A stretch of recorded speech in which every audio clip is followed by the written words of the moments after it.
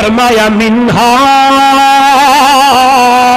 خلقناکم وفیہا نعیدکم ومنہا نخرجکم تارۃ اخری۔ اے میرے بندے ہم نے تجھے اسی مٹی سے بنایا ہے، منہا خلقناکم ہم نے آپ کو اسی مٹی سے بنایا، وفیہا نعیدکم دوبارہ اسی مٹی میں ڈالیں گے، ومنہا نخرجکم تارۃ اخری۔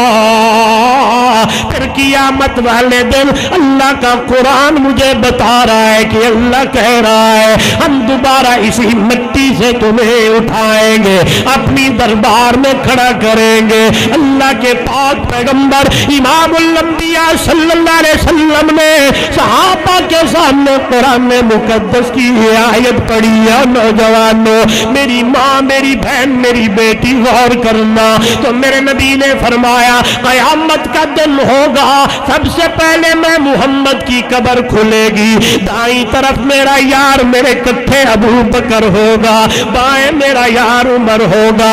ادھر دیکھیے پھر مدینہ طیبہ میں جتنے لوگ مدفون ہیں جنت البقیع کے اندر ہے، وہ سب سے پہلے ان کی قبریں کھلیں گی۔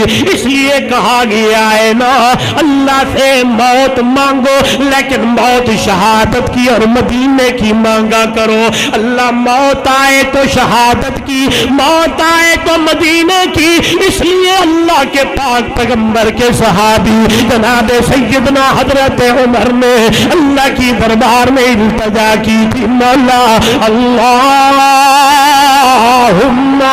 انی اسألک شہادت